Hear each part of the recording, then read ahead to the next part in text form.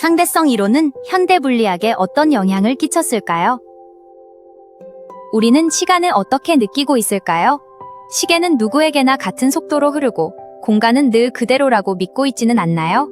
그런데 만약 누군가는 시간이 더 느리게 흐르고 누군가는 더 빠르게 흐른다면 어떨까요?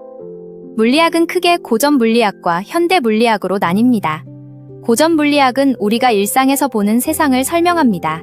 공이 떨어지고 자동차가 움직이고 별이 하늘을 가로지르는 모습까지 말이죠.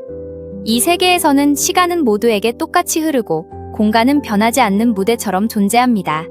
하지만 20세기에 들어서며 이 익숙한 생각에 균열이 생기기 시작합니다.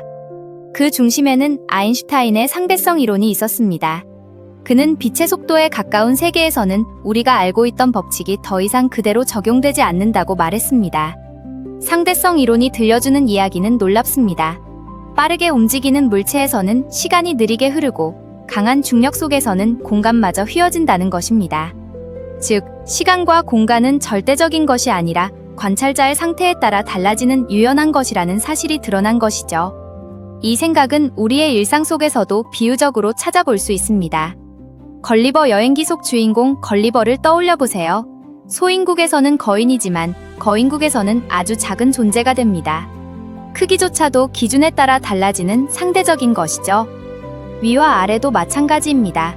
우리는 지구에서는 위와 아래를 구분하지만 우주 공간에서는 기준이 사라집니다. 우주비행사는 자신이 서 있는 방향을 아래라고 느낄 뿐입니다. 이렇게 우리가 당연하게 여겼던 개념들이 사실은 모두 기준에 따라 달라진다는 점, 이것이 상대성의 핵심입니다. 그렇다면 상대성 이론이 왜 그렇게 중요한 걸까요?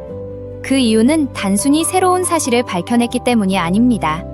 오히려 세상을 이해하는 방식 자체를 바꿨기 때문입니다. 이전까지 과학은 직관과 경험을 바탕으로 이해할 수 있는 것이었습니다. 하지만 상대성 이론은 우리의 직관으로는 쉽게 받아들이기 어려운 세계를 보여주었습니다.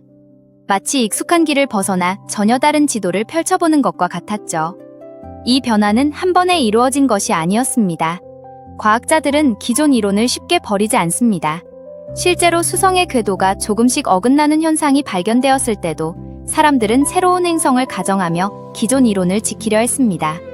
하지만 상대성 이론은 그 오차를 정확히 설명해냈고 결국 새로운 이론이 기존의 자리를 대신하게 됩니다.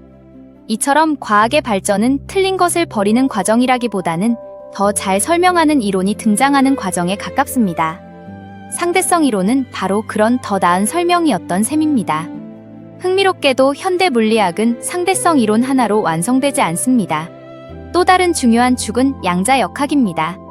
아인슈타인은 신은 주사위 놀이를 하지 않는다 라고 말하며 양자역학의 확률적 성격을 받아들이기 어려워했습니다. 그런데 아이러니하게도 그가 연구한 빛의 성질은 양자역학의 발전에 큰 기여를 하게 됩니다. 이쯤에서 다시 처음 질문으로 돌아가 볼까요? 우리가 믿고 있는 시간과 공간은 정말 변하지 않는 것일까요? 아니면 우리가 그렇게 느끼고 있을 뿐일까요? 상대성 이론은 우리에게 하나의 중요한 메시지를 남깁니다. 당연하게 보이는 것도 다시 질문해보라는 것입니다. 혹시 지금 여러분이 너무 당연하다고 믿고 있는 것은 무엇인가요?